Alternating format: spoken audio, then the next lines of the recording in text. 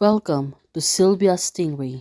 Hey guys, welcome back to my channel. It's me, Sylvia, your Yuri Manhwa translator. Hey guys, good morning. Let me present you the new chapter of My Sick Sister Always Miss Me, chapter 32. So here it is. Let's read the story. Back to Lillian and her mother. The patient has a large amount of bleeding and the AB blood type is urgently needed. Who can provide or wait for the other blood banks to draw blood bags? Doctor said to them. Julian, she's panicking. I can give her a blood transfusion. I have lost a few times before. The doctor said immediate family members cannot transfuse blood. Oh, that was really sad. Now, Julian said, hurry up. Well, she knows to herself that the two of them are not really blood-related, but instead, it was Benjo that she is adopted child. But now, it really makes sense. The secretary is getting worried about the president. Chairman, are you alright? It seems that it was really troublesome. Miss School, she really did a bad thing today. But now, attorney, tell me how sure we are now letting her die in the hospital. Now, she was pertaining to Miss Gu. Wenchao suffers a lot because of Miss Gu, and now it really makes sense to her. The police are guarding the door of Gu Wansing's operating room. It is very difficult for us to intervene right now. Think twice, the secretary said to the chairman. Now, the chairman, if something happened tonight, how should I face that person? It seems that she really got worried. Well, Wenchao, she was really dearly to her. Well, probably she really treasured her. But for now, see on what will happen. Doctor, how is Xiao Xiao? Yulian, she's getting impatient and want to try to enter the room. Of course, the doctor said, you can go in. The patient is seriously injured and has not yet escaped in the danger period of his life. You must be mentally prepared for the worst, the doctor said to them. Well, this is really getting serious. Julian, right now, she was looking outside. Of course, she really wanted to see Wenchao, but it was not allowed because she was still on the bad state. For now, Wenchao said, after a meal, I was going to eliminate Xiao Xiao, and I was going to eliminate her. Now, it really makes sense. She remembers that Miss Gu and Xiao Xiao and she was in the hospital. It really makes sense to her. That's why she is getting angry. You can rest for a while and after 2 hours, we will discuss how to adjust the PR plan. Mom, it's all this time. Why are you still in the mood to think about this? You just do what you want to maintain the image of the group in your heart. Her mom answered and said, Suyu, cheer up a little.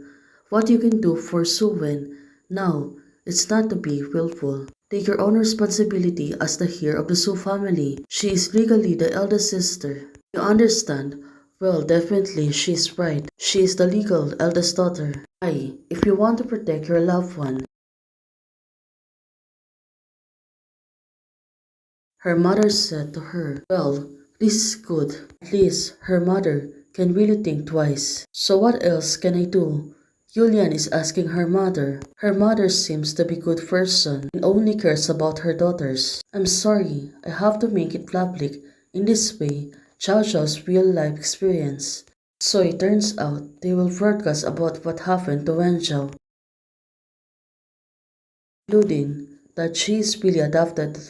In fact, she is not the half-sister of my eldest daughter, and it's not the illegitimate daughter of my deceased husband. She is my adopted daughter. Miss Su said to them, but how could Miss Su Wen be adopted daughter of the Su Shao? I heard that Su Shao and her husband has always have a bad relationship. Her husband often does not go home. Su Shao won't take us as a fool. It's deliberately fooling us. But right now, Su Shao said, Zhao's mother is a friend I have known since I was a child, and we are on the intimate between us. So it turns out she was also like that. A few years later, her mother died in illness and I adopted the child. Due to the secular prejudice, I concealed her real-life experience to the outside world and raised her to grow up. Until recently, there have been many rumors about the two children and very malicious comments exposed The scars of me, my mother, and Chow. I have to stand up and protect my child. Now because of the accident, I haven't come out of the ICU yet. My eldest daughter's crying outside of the ward for one night. What?